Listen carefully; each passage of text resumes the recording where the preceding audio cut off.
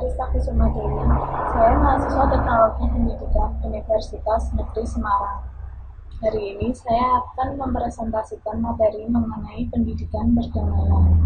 Pendidikan perdamaian ini sangat penting diberikan karena di dalamnya mengajarkan tentang nilai-nilai perdamaian yang saat ini semakin dikesampingkan. Untuk lebih jelasnya, silakan simak tayangan presentasi berikut ini.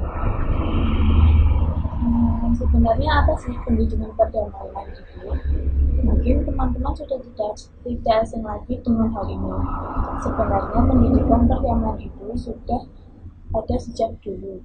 Pendidikan perdamaian ini tanpa disadari sudah ditanamkan di dalam mata pelajaran yang ada di sekolah. Contohnya seperti mata pelajaran pendidikan kewarganegaraan yang mengajarkan mengenai tanggung jawab, toleransi, tenggang rasa, dan lain sebagainya. Diterapkan juga dalam mata pelajaran lain seperti sastra, geografi, dan lain sebagainya. Pendidikan perdamaian ini sudah ada dan dijadikan sebagai hidden kurikulum di dalam sistem pendidikan Indonesia.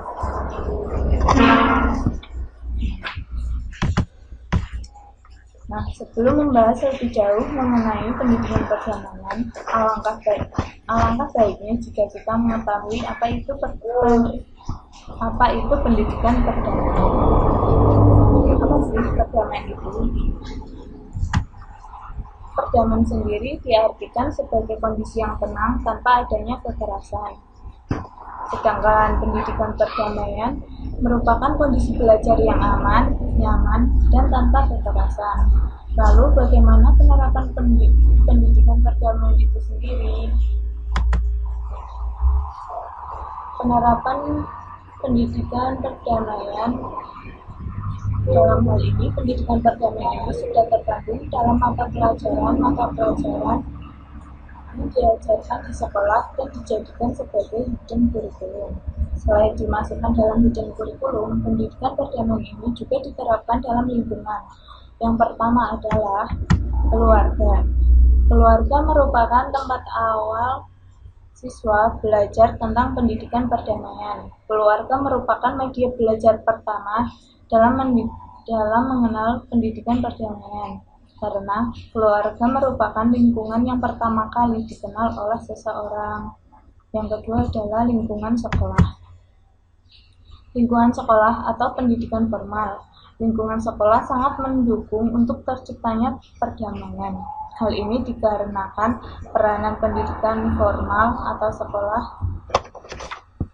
merupakan tempat untuk melanjutkan pengetahuan, keterampilan, dan sikap-sikap yang diperoleh di keluarga. Kemudian keluarga dan sekolah itu mengajarkan sikap tenggang rasa, memaafkan, tidak memicu konflik, saling menghormati, menghargai perbedaan, toleransi, dan lain sebagainya. Nah, sikap-sikap ini diajarkan melalui kegiatan sehari-hari seperti saat bermain dengan teman sebaya maupun saat berkumpul dengan keluarganya. Kemudian perlunya pendidikan perdamaian diterapkan di sekolah. Selain diajarkan di dalam keluarga, pendidikan perdamaian juga diajarkan dalam pendidikan formal atau sekolah. Mengapa sekolah sangat mendukung untuk terciptanya perdamaian? Hal ini melihat peranan pendidikan formal atau sekolah yang berperan melanjutkan pengetahuan, keterampilan, sikap-sikap yang telah diperoleh di keluarga. Mengapa pendidikan perdamaian perlu diajarkan di sekolah? Alasannya adalah yang pertama, anak belajar dari apa yang ia lihat. Anak belajar sangat cepat.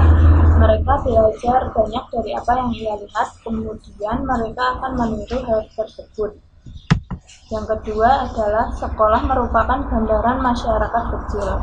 Sekolah adalah gambaran sebuah masyarakat kecil yang di dalamnya terdapat individu-individu dengan berbagai macam karakter dan kulturnya.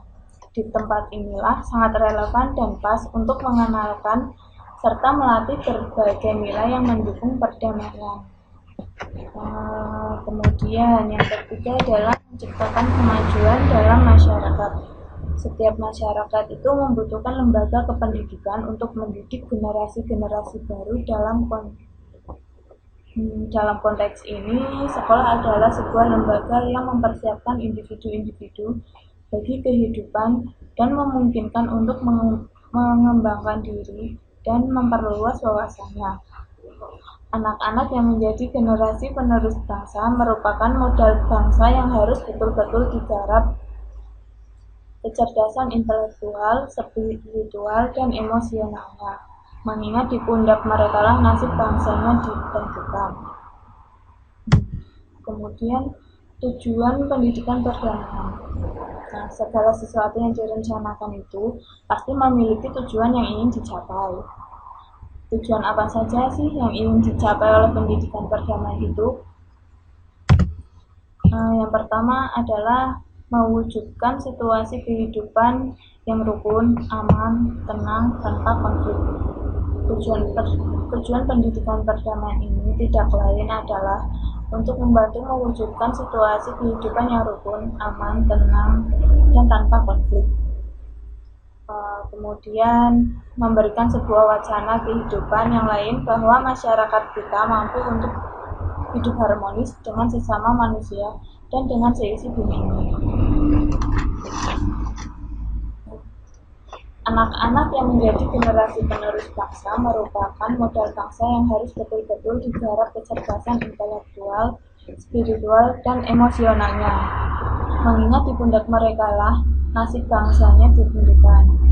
Di berbagai media massa sering kita saksikan fenomena pelajar merusak kampus, perkelahian antar pelajar, berita tentang kenakalan-kenakalan remaja, permusuhan, dan berbagai konflik lain.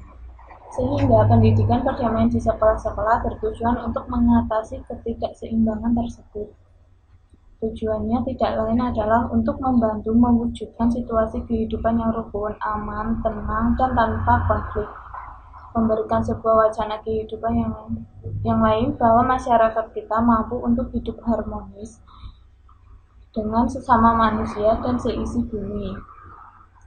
Harapan-harapan tersebut sebetulnya masih ada, tinggal bagaimana kita menggarapnya. Nah, sekolah sebagai wadah anak untuk memperoleh pengetahuan dan keterampilan-keterampilan lain bisa memberikan kontribusinya. Banyak sikap-sikap yang baik untuk dikembangkan dan untuk membangun sebuah masyarakat dan dunia yang baik. Sikap tersebut antara lain menghormati diri sendiri, toleransi, empati, keadilan, kejujuran, tidak saling mencurigai, persahabatan, kerjasama, saling pengertian, dan keadilan atau pemerataan.